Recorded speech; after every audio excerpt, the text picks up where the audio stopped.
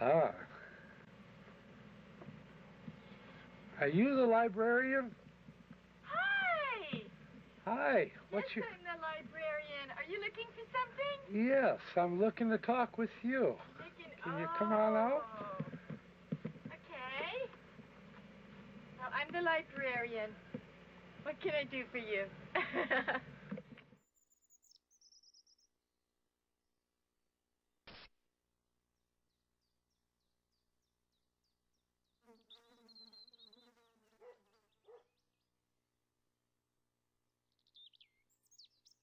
Rosalie was a friend of mine. In fact, I believe I met her when she first came in. She came in with a little 280Z car, a little red car, and she wanted to trade my van for this car when she first came out here. And I couldn't do the trade, and then she moved right down the road from me, and that was right up where the old burnt-out bus was on Low Road. And after I told her, I said, you probably don't want to park there. I didn't tell her the reason why was the tree was full of the bugs that would drop the branch. And so I think she took that as I told her she couldn't live around here and actually moved down, and I think that's when the library actually started.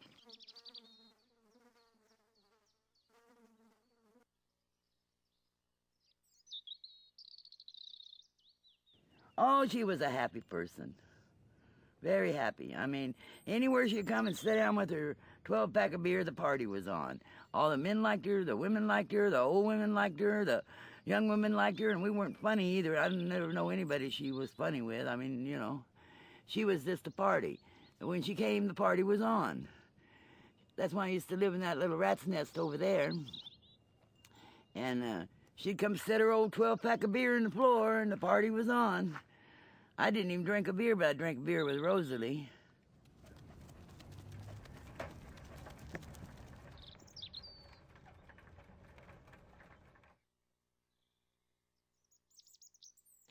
The first thought that went across my mind is, she got an old man. Because with her personality and the way she presented herself, you wanted to be able to, you wanted to know if you had it was going to be, there could be a possibility of anything, you know. If she didn't have a penny to her name, if nothing else, she'd bring a whole lot of smiles to your face when you woke up in the morning, every morning. It seemed like, anyway. I don't think I ever heard her say a cross word to anybody. So at first opinion, yes, just like, where'd this come from? You know, where's the wings?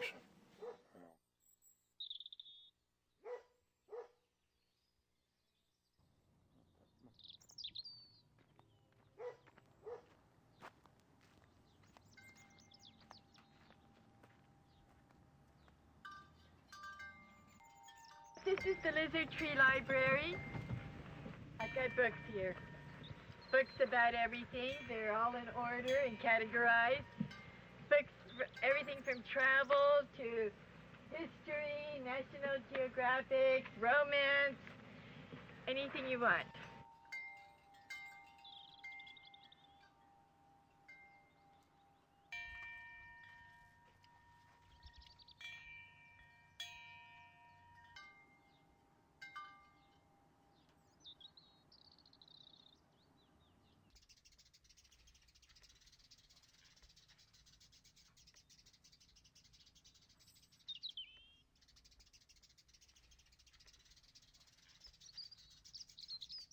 She shared something with me, a very personal thing for women.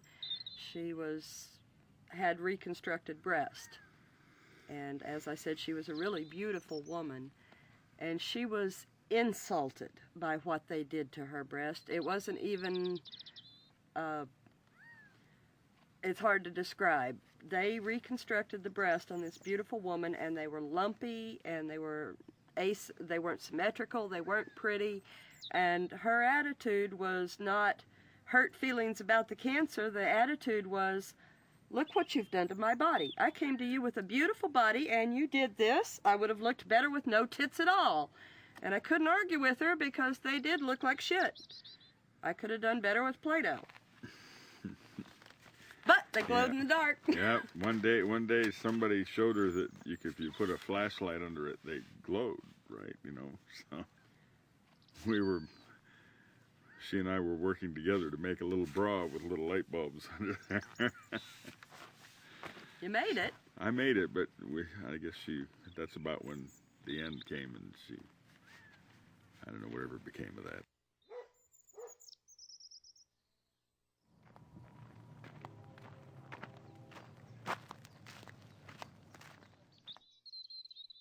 One day, everybody knew she'd been diagnosed with cancer. It had been about 6 months afterwards, and things weren't going so good, and she was having a lot of treatment.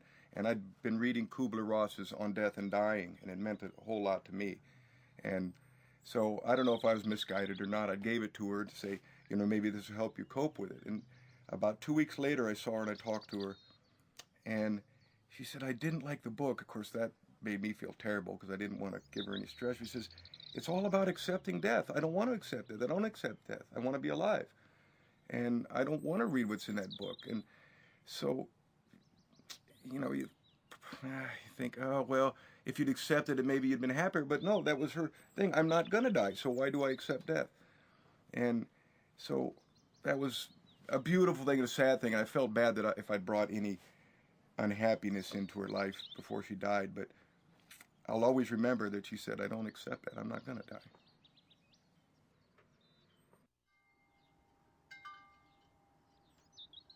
How many books do you think you have here? Thousands. Thousands. Thousands. I've never counted. How did you come across them? I don't keep any records of anything. There's no rules, no regulations. This library's open 24 hours a day, 7 days a week.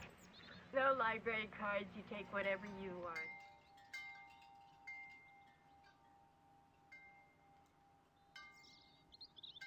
All of these books have been given to me, donated, given to me by the people of Slab City. Excellent. Yeah.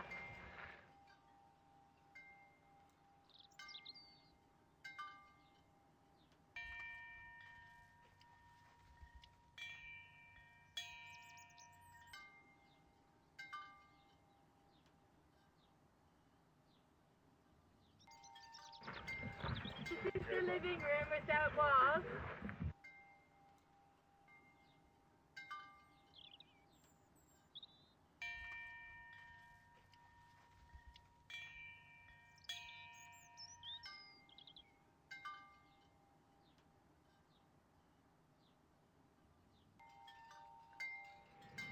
And I call this the Lizard Tree Library because the lizards were here before I was here. They were here before the library was here. They live in this tree and all over it and all around here. So I call it the Lizard Tree Library for all the lizards. Big lizards. Well, is there anything else that you can tell us about the library, Slab City, where you plan on going with this, or? No. Well, then you want to dance? No.